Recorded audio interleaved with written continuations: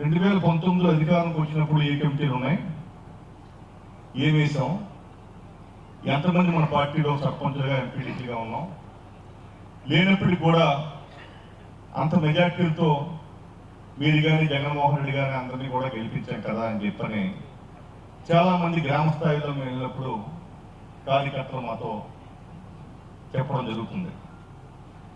కానీ ఈ పార్టీ స్వర్గీయ రాజశేఖర రెడ్డి గారు ఉన్నప్పటి నుంచి కాంగ్రెస్ నుంచి ఉద్భవించి వైసీపీ పార్టీగా ఇవాళ విస్తరణ చెంది ఈ రాష్ట్రంలో ఈ పార్టీలో కొనసాగుతున్నాం. ఆ రోజు జాతీయ పార్టీలో ఉన్నప్పుడు ఏ రకంగా అయినా సరే సాగాయి, కానీ ఇవాళ ప్రాంతీయ పార్టీగా సంస్థాగతంగా కింద స్థాయిలో గ్రామ స్థాయిలో ఉన్నటువంటి పునాదులు మనం వేసుకోవాలి అని చెప్పి మరి మేధావులందరూ కూడా మన పార్టీ అధ్యక్షులు శ్రీ జగన్మోహన్ రెడ్డి గారు అందరూ కూడా క్షుణ్ణంగా ఆలోచన చేశారు. చేసినప్పుడు కూడా కార్యక్రమాలు ఎక్కువైపోయాయి మధ్యకాలంలో. ఏమిటంటే రచ్చబండ కార్యక్రమాలు జరిపించి చేయాలని చెప్పి అంటున్నారు. కింద సంవత్సరం ఏప్రిల్లో బాబు షూరిటీ మోసం గ్యారెంటీ అంటే రచ్చబండ కార్యక్రమాల్లో గ్రామాల్లోకి వెళ్ళి మా కాన్షియస్ వరకు మేము ఇంచుమించులో 50%, 60% కమిటీలు వేయడం జరిగింది. తర్వాత మెడికల్ కాలేజీల మీద రచ్చబండ జరిపించమంటే అప్పుడు ఉన్నటువంటి ఒక 10% కమిటీలు వేయడం జరిగింది. మళ్ళీ రచ్చబండ చేస్తాం, ఎందుకంటే గ్రామాల్లోకి ఎన్నిసార్లు వెళ్తున్నాం. కానీ మనం ఓడిపోయినప్పటికి ఇన్ని సంక్షేమ కార్యక్రమాలు చేసినప్పుడు కూడా సూపర్ 6 అని చెప్పిన మోసమైనటువంటి 6 హామీలతోనే 6 మాసాల్లోనే పార్టీని ఇన్ని ప్రభుత్వ డబ్బు మన డబ్బు పథకాలు పోయినప్పుడు కూడా ఇంతమంది శ్రమించి గడప గడపగా అని చెప్పి 6 మాసాల సంవత్సరం కాలంలో గ్రామాల్లో చేరినప్పుడు కూడా పార్టీ ఇప్పుడు కూడా 2014లో చవి చూసినటువంటి వాటాన్ని మనం చవి చూస్తాం.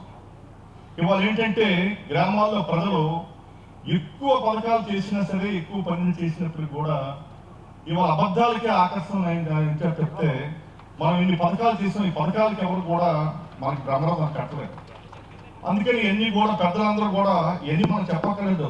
పెద్దలు మొత్తం సత్యనారాయణ గారు కానీ, వీరభద్రస్వామి గారు కానీ, కన్నబాబు గారు కానీ, కుంభారూబాబు గారు కానీ అందరికీ తెలుసు. మీ అందరూ చక్కనైనటువంటి ఆలోచన చేసి మా అందరం కూడా ఈ పార్టీలో ఉన్నాం. పార్టీ పటిష్టంగా ముందుకు తీసుకెళ్ళాలి. ఎందుకంటే ఒక టర్మ్ గవర్నమెంట్లో రాకపోయినా సరే రెండో టర్మ్ మళ్ళీ గవర్నమెంట్లో రావాలని కసిగా తెలుగుదేశం కార్యకర్త పనిచేస్తాడు. మన కార్యకర్త ఒకసారి గవర్నమెంట్లోకి వస్తే రెండోసారి గేలా పడిపోతాడు.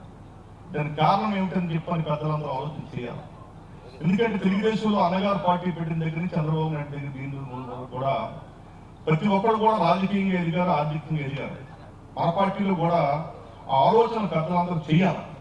ఇద్దరుసారి 2019లో మన అధికారం వచ్చి ఈ రోజు వరకు కూడా మన తాలూకా పార్టీ తాలూకా అధికారికంగా మంచి కార్యక్రమాలు చేసాం. పార్టీ బలోపేతం చేసుకోవడం మన నాయకులు చేసేటట్టే పార్టీ మీద ఇంకో రకమైనటువంటి ఆలోచనలు ఎవరికి కూడా కలగలేదు. మరి ఇప్పుడిప్పుడే ఇవాళ 19 మాసాలు 20 మాసాల్లోనే ఇవాళ పార్టీ అది కూటమి పార్టీ అధికారికి వచ్చి చీ అని అందరూ కూడా కొడతారంటే ఇంత ప్రతిపక్షాన్ని ఇవాళ పార్టీ ఇంత ఇవాళ ఇబ్బంది కూడుకున్నటువంటి వ్యతిరేకతను కూడగట్టుకుందంటే మనందరం గమనించాలా. ఆ రోజున మనం పార్టీలో ఉన్నప్పుడు జగన్మోహన్ రెడ్డి గారు మనం గెలిచాం, సర్పంచ్ దగ్గర గెలిచాం, మనకి ఏమీ లేవు, మన గ్రాంట్లు లేవు విలేవు అన్నారు.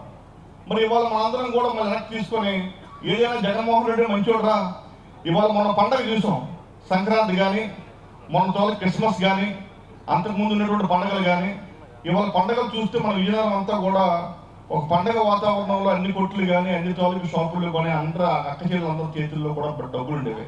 ఇవాళ డబ్బులు అంటే ఎవరి దగ్గర లేవు. మన బాలాజీ మార్కెట్కి వెళ్తే ఏమండి పండుగ వచ్చింది, పండుగలో నేను ఏదో మేము బట్టలు తీసి పంపిణీ చేద్దాం గ్రామాల్లో అని చెప్పని. ఏం లేదండి, జగన్మోహన్ రెడ్డి గారు ఉన్నప్పుడు ఏదో అనుకున్నాం, ఎందుకో డబ్బులు లొక్కేస్తారు అందరికి వేస్తారని చెప్పని. ఆ రోజే బాగున్నాయి సార్ వ్యాపారాలు, నిన్ను ఇవాళ ఒక్క రాలేదు సార్ మా వ్యాపారాలు ఏమి లేవు సార్ అని చెప్పన్నాను. దానికి కారణం ఏమిటంటే అందరూ బాగుండాలన్నటువంటి ఆలోచనతో మా నాయకుడు కొన్ని మంచి పనులు చేసినప్పుడు కూడా మన పార్టీ శ్రేణుల్లో కొంత బలం మన పార్టీ నాయకులకు కానీ, శ్రేణులకు కానీ, ఎమ్మెల్యేలకు కానీ, మంత్రులకు కానీ, మాకు కానీ, నీకు కానీ మనల్ని తగ్గించి పేదవాళ్ళందరినీ పెంచాలన్నటువంటి ఆలోచన మంచి కార్యక్రమం చేసిన తప్పితే చెడు కార్యక్రమం కాదని చెప్పని సమయంగా మేము మనం చేస్తాం. మళ్ళీ ఇప్పుడు ఎలక్షన్ పెడితే మొన్న వచ్చినటువంటి వైనాట్ 175 అన్నారు కదా, గ్యారెంటీగా వచ్చి తీరుతాయి. ఎందుకంటే గ్రామాలన్నింటిలో కూడా ఎప్పుడు ఎలక్షన్ వస్తే అప్పుడు చేద్దామనేటువంటి. అయితే కొంతమంది గ్రామాలు అన్నారు, అయ్యా ఈ పెన్షన్ రాలేదని చెప్పి నన్ను ఎవరు అడగట్లేదని చెప్పాను. ఎందుకు అడగట్లేదంటే వాళ్ళు మోసపోయారు. నేను నాటిన మనం ఏమిటంటే పళ్ళు కసెక్కిపోయిన పథకాలు ఇచ్చాం. ఎవడేస్తారో ఎందుకు ఇస్తారో పథకాలు ఏమి వస్తారంటే సంవత్సరానికి ఒక ఇంటికి 1,50,000 దగ్గర నుంచి 5 లక్షల వరకు ఇంటికి వచ్చాయి. వచ్చిస్తే డబ్బు ఎవరు వేస్తారో తెలియదు. మనం గ్రామాల్లోకి వెళ్ళి ఇది మా జగన్మోహన్ రెడ్డి గారు వేసిన పుస్తకాలు పెట్టి చదివితే అప్పుడు మన ఎంపీడీ సర్పంచ్లో వీడికి ఎంత డబ్బు వచ్చిందని వీడికి మన కార్యకర్తలు కొందరికి ఏంటంటే వీడికి వచ్చిందని చెప్పినటువంటి ఆలోచన లేదు, వీడికి వచ్చిందని ఆనందం లేదు.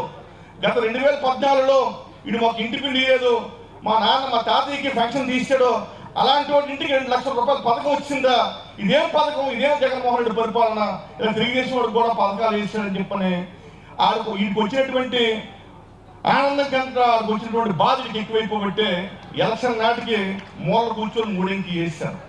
ఎంత మనం చూద్దామన్నా సరే ఎవరు తోయట్లేదు, రావట్లేదు, ముందుకు ఎలక్షన్ ముందుకు రాలేదు. ఊరికయ్యా ఎందుకు వచ్చింది, వాళ్ళు మమ్మల్ని సమానంగా చూశాడు జగన్మోహన్ రెడ్డి అని. ఆ రోజు పెద్దలందరూ చెప్పారు, మన సత్యబాబు గారు అట్లా అందరూ. రాజశేఖర రెడ్డి గారు ఉన్నప్పుడు కూడా శాసనేషన్ 3 పెట్టాడు, ఇలాగే అందరికి వేసాడు. వేస్తే 2009లో వచ్చినప్పటికీ ఏ పార్టీకి ఆ పార్టీ ఓట్లు వేసుకున్నారని చెప్పని. నిజంగా ఆ తెలుగుదేశం నాయకులు ఆ 2004 దగ్గర నుంచి ఇవాళ 19 వరకు అదృష్టవంతులు. ఎందుకంటే వాళ్ళ అధికారం ఉన్నప్పుడు వాళ్ళదే పెత్తనం, మన అధికారం ఉన్నప్పుడు వాళ్ళదే పెత్తనం. మనం ఇప్పుడు సమానమైనటువంటి పరిస్థితి అయిపోయింది మాకు. అందుకని ఇవన్నీ కూడా పరిస్థితులందరూ వచ్చారు. మరి ఉత్తరా వచ్చినప్పుడు ఎలాంటి పునరావృతం అవ్వకూడదు. నిజంగా జగన్మోహన్ రెడ్డి గారి విజయం, ఆయన చేసిన సంక్షేమ కార్యక్రమాలు ఇవాళ గ్రామాల్లో చూస్తే, ఇవాళ స్వతంత్రం వచ్చి 76 సంవత్సరాలు 77 సంవత్సరాల్లో మన పాఠశాలలో టీచర్లు అందరూ కూడా అయ్యా తాడి చెట్లు ఇవ్వండి, కమ్మి ఇవ్వండి, సాల వేయండి, పిల్లలందరికీ కూడా బడి చెప్పడానికి వాళ్ళ పిల్లలందరూ ఎండలో ఉంటున్నారు, సాలు వేస్తే కానీ ఇవాళ క్లాసులు చెప్పలేమనేవారు. ఇవాళ మన గ్రామాల్లో పాఠశాల కానీ హాస్పిటల్ చూస్తే నాడు నేటి కింద నిజంగా ఒక ముఖ్యమంత్రి తెలుసుకుంటే శ్రీమంత్రి సినిమాలో చూసాం, 3 గంటల్లో ఊరు అభివృద్ధి చేశాడు. ఒక ముఖ్యమంత్రి చూసుకుంటే రాష్ట్రంలో పాఠశాలలు, సచివాలయాలని, హాస్పిటల్ని ఈ రకంగా అభివృద్ధి చేయొచ్చునని చెప్పని చూపించిన ఏకైక ముఖ్యమంత్రి భారతదేశంలో జగన్మోహన్ రెడ్డి గారు. అందుకని ఆయన 30 సంవత్సరాలు ముఖ్యమంత్రిగా ఉండాలి. చిన్న తప్పుదాలు, చిన్న పొరపాట్లు ఏంటంటే నేల మీద సాగు చేస్తాం. ఇవాళ కోపకాయ వచ్చినప్పుడు కార్యకర్త ఎంత కష్టం వచ్చినా సరే ఎలక్షన్లో కొంతమంది అంటారు అధికారులకు అన్యాయం చేశాడు, టీచర్లకు అన్యాయం చేశాడు, అందుకే జగన్మోహన్ రెడ్డి ఓడిపోయాడు. టీచర్లకు అన్యాయం చేయలేదు. టీచర్లకు ఏం చెప్పారంటే బాత్రూంలో పరిశుభ్రంగా ఉన్నాయా లేదా, నువ్వు టైంకి వెళ్ళావా లేదా, కోడిగుడ్లన్నీ కూడా పిల్లలకు సరిగా 100 కోడిగుడ్లు వండావా లేదా ఫోటో తీయమంటే వాళ్ళు బాధపడిపోయారు. ఇవాళ వాళ్ళకి ఏమైంది, బడికి వస్తామట. ఇవాళ వచ్చినటువంటి పిల్లలందరికీ జడలేసి బొట్లు పెట్టి కాలుకేమో గోళ్ళన్నీ కూడా కట్ చేసి ఎంతకంటే పనిమూర్తి అయిపోయింది. ఇంకా ఎందుకు వచ్చిందా జగన్మోహన్ రెడ్డి బాగుంది, ఆ రోజే బాగుంది పరిపాలన. ఇవాళ వచ్చినటువంటి ఈ 2 సంవత్సరాల్లో టీఏ లేదు, డిఏ లేదు, ఏ రకమైనటువంటి హెచ్ఆర్ఏ లేదు, ఏమీ లేదు. ఇవాళ సతాయించేస్తుంటే ఆయన ఉన్నప్పుడు పాఠశాలలు బాగున్నాయి, భోజనం బాగుంది, స్టాండర్డ్ విద్య ఉందని చెప్పని. ఆ రోజు జగన్మోహన్ రెడ్డి ఉన్నప్పుడు రాష్ట్రం మొత్తం మీద పాఠశాలలో 100కు 100% పిల్లలు చదివారు. ఆవిడ విద్యాశాఖ మంత్రిగా మన బొత్స సత్యనారాయణ గారి సోదరులు ఉన్నారు. ఇవాళ 50% పిల్లలందరూ కూడా మళ్ళీ ప్రైవేట్ పాఠశాలకు వెళ్ళిపోయారు. గవర్నమెంట్ పాఠశాలలు అన్ని బోసిపోయాయి. అప్పటికి ఇప్పటికి తేడా అంతా. మనం కట్టినటువంటి సచివాలయాలు కూడా బోసిపోయాయి. చక్కగా కలకల్లాడుతూ పచ్చగా 14 మంది అధికారులు ఉండేవారు సచివాలయాల్లో. ఇవాళ సచివాలయం నలుగురే. ఆ వాళ్ళు మనం ఉన్నటువంటి ఫైబర్ కేబుల్ వేయించాం, అవన్నీ కట్ చేసాం, అన్నీ పోయింది. వ్యవస్థ అంతా కూడా చిన్న భిన్నం అయిపోయింది. ఎలా చేయాలో, ఎందుకంటే చంద్రబాబు నాయుడు గారికి ఒకటే ఉద్దేశం, ఎప్పుడు కూడా పేదవాడు బాగుపడకూడదు, రైతు బాగుపడకూడదు, గ్రామాలు బాగుపడకూడదు. వీళ్ళు బాగుపడి వీరికి ఆర్థికమైనటువంటి బలోపేతం చేస్తే రాజకీయ చైతన్యం వచ్చి తిరుగుబాటు వస్తుందని చెప్పినట్టు ఆలోచనతో దుర్మార్గమైన పరిపాలన. ఇవాళ వాళ్ళు ఏం చేస్తారు, ఎంత వస్తే అంతా దోచుకోవడం చెప్తే ఏదీ చేయట్లేదు. ఇవాళ సపోజ్గా మాకు నెల్లిమర్ల మండలం ఉంది, అన్నదాత సుఖీభవ అంటే మంది రైతు భరోసా 19,677 మందికి వేయాల, 8,700 మందికి వేశారు. ఆ రోజు నుంచి ఈ రోజు వరకు కూడా విడత వేరుగా కూడా గ్రామాల్లో ఉండేటువంటి వాళ్ళందరూ కూడా ఏవో ఫోన్ చేస్తారు. ఆ రోజు సచివాలయంలో ఉన్న రైతు భరోసా కేంద్రాల్లోకి వెళ్ళి మాకు ఈ రైతు భరోసా పథకం రాదంటే అప్లోడ్ చేస్తే పథకం వచ్చేది.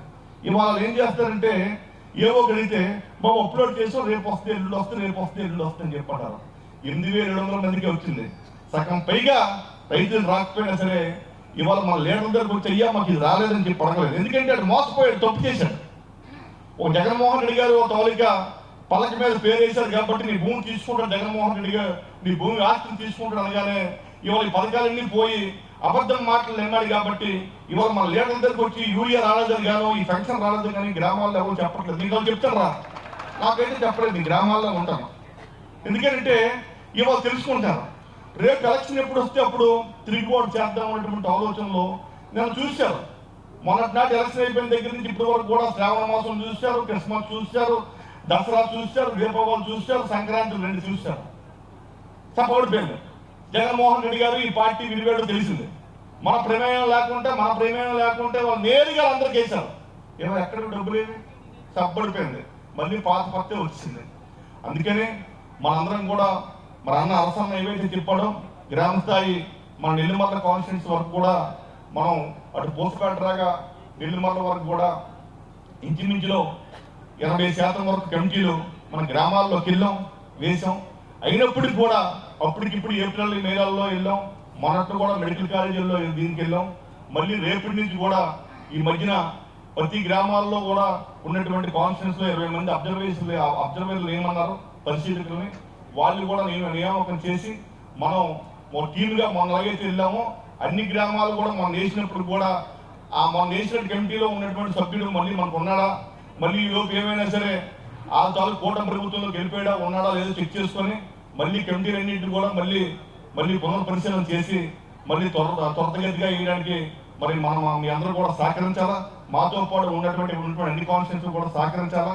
మరి గతంలో మాకు ఈ కాన్స్టిట్యూన్సీలో ఉన్న జిల్లాలో ఉన్నటువంటి మత్స్యకార గ్రామాలు 2 మండలాలు ఉన్నాయి.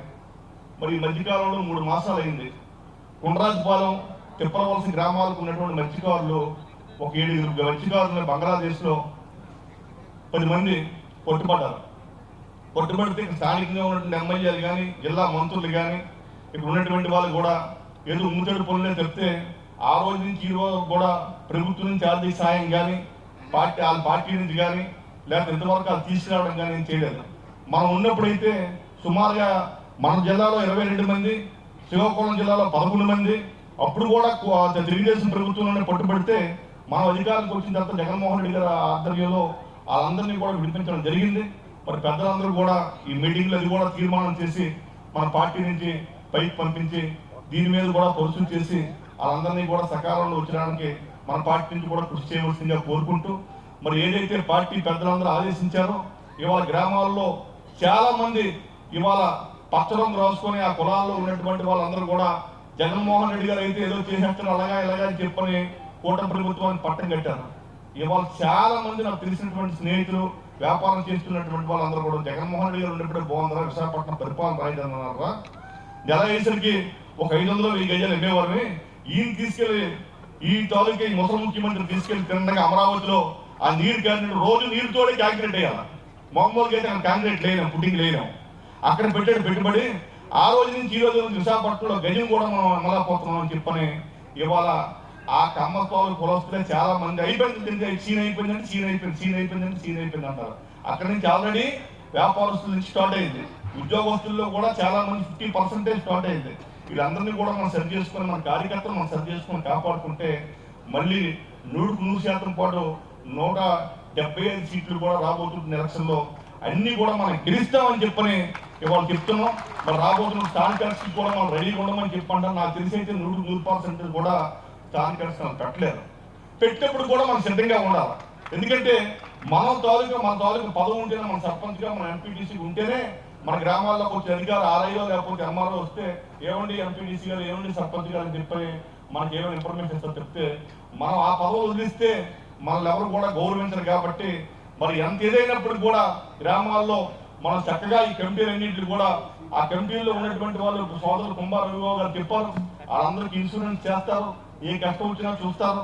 మరి సోదరులు అరసు గారు చెప్పారు, మరి వాళ్ళందరికీ కూడా ఐడి కార్డులు కూడా ఇస్తారు.